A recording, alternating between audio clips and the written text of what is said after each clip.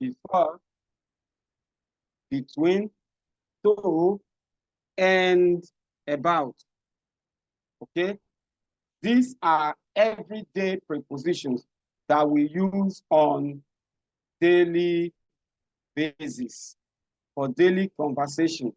Sometimes you use these prepositions in your expression. You may not even know, all right, because you're communicating, you're engaging in interaction, conversation with someone. You may not even know when, all right, you use this. You don't have that consciousness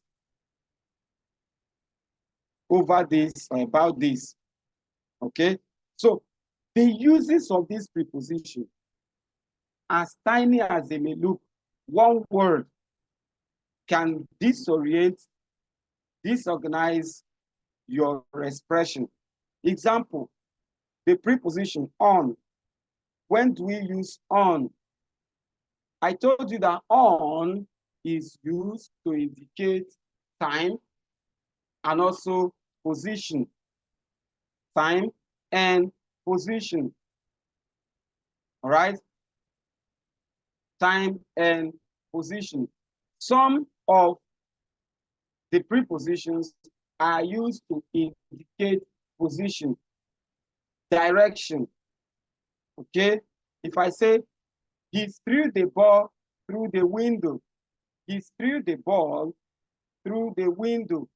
Through is a preposition that indicates direction.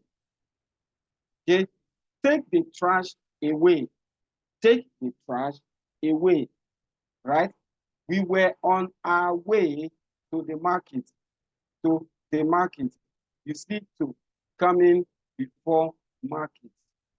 That indicates a position, all right? That indicates a position. And I told you, between in and on, between in and on, there are often misconceptions between these two prepositions.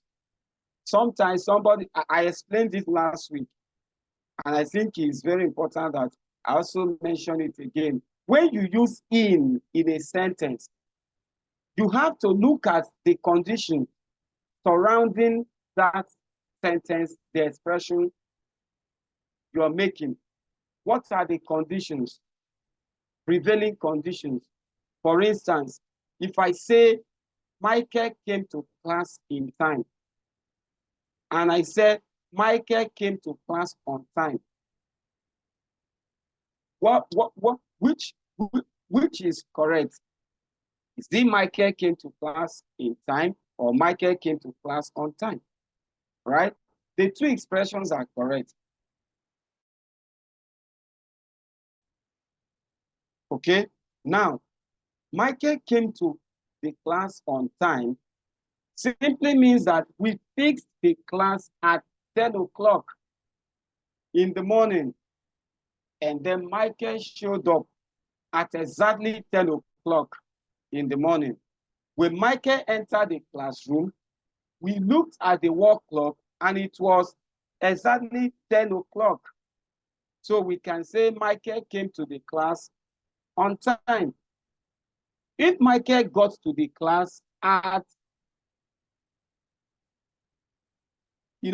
5 minutes to the time, to 10 o'clock, or 10 minutes or 15 minutes, let's say Michael got to that class quarter to 10, all right?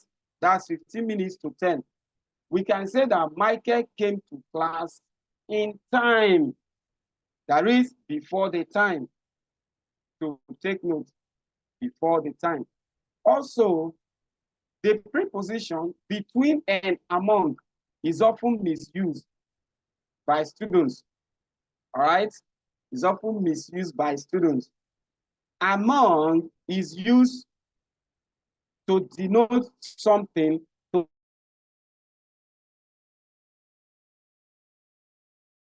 that is more than one, or rather more than two, okay? If I say, the children divided the orange amongst themselves. okay, among themselves, the children, you can see plural.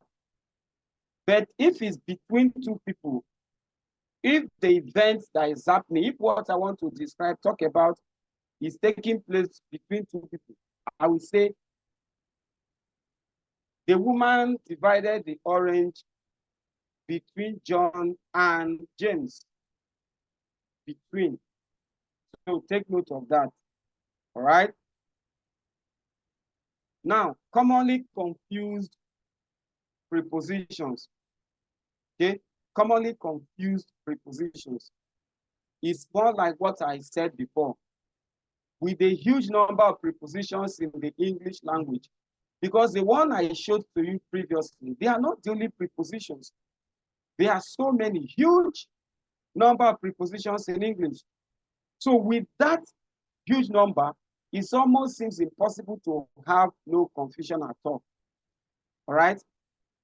But still, students do have confusion, especially in the usage of those prepositions. That's the reason I told you that after this class, our Wednesday class, we are going to be looking at word classes and usage errors. The word classes and the usage errors that are often observed, that are often committed. Students often commit those errors unknowingly. Yes, because at times, as I often tell you, the British Standard English does not sound standard and correct at all to the ear of a Nigerian speaker, a Nigerian learner of English. So when you hear or see standard expressions, sometimes they look ungrammatical, whereas that is the correct thing to say. And your examiners know this. And so you're going to see options that, number one, has American expression in it. Number two, has British expression in it. Number three, has Nigerian expression in it. And number four, has the wrong expression in it. If you were dealing or treating Nigerian English, then when you pick Nigerian English expression as your correct option, your examiner will not mark it wrong. But in this case, you're writing an official exam, a formal exam. So you must go for the formal expression option. Here is a list of prepositions that can cause confusion among the users of the language, users of English. Look at the preposition in, on, at, right? These three prepositions can be used to depict both time and position. I've mentioned that before, okay? It can be used to depict both time and position. In can show time, it can depict position. On can depict time, it can depict position. At can depict time, and it can depict position. How do you know when to differentiate these three? Simple. What is the condition? What is a prevailing condition? What is a statement? What is a sentence structure saying? Is a message that is being conveyed by the sentence that will determine whether you are to insert any of these prepositions in the column, in the line, in the gap, in the space provided. You understand? Take a look at the table below to have a better understanding of how it works. So look at this, all right? Look at this. Now look at in, prepositions of time. Look at how they work. We have used this in sentences in our previous class, but just look at this. In can be used to depict general timings, like months, years, centuries, and parts of days. So take note, in can be used to depict general timings. So you will have to look at your sentence to know, oh, does this have to do with general timing? Those are the conditions I was talking about, that you should look at the condition. Is a condition you have to consider before you pick an option that contains any of these prepositions. For example, Dan was born in 2000. Dan was born in 2000. Technological development in the field of science and medicine reached its zenith in the 21st century. Okay? Example, I read it again. Dan was born in 2000. We cannot say Dan was born on 2000. All right? We can only say Dan was born on a Monday. Okay? The next example says technological development in the field of science and medicine reached its zenith in the 21st century. So you can see in. Go back again. I said in can be used to depict general timings like months, years, centuries, and parts of days. Now look at on. On can be used to refer to dates, days of the week, days of the month, and holidays with day. With day. All right, for example, Republic Day. Okay. Another example, there is a national parade every year on Republic Day. All of us will be at home on Christmas Day. We cannot say all of us will be at home in Christmas Day. All of us will be at home for Christmas Day. All of us will be at home at Christmas Day. No. All right? All of us will be at home on Christmas Day. We will be at home on holidays. Now look at the preposition at. At. At can be used to denote very specific time. Please, I need you to take note. Very specific time. Okay? Very specific times of the day and holidays without day. Without the example, Easter. Right? Now look at this. We decided to meet at 4 p.m. We decided to meet at 4 p.m. I wish my brother at night. Right?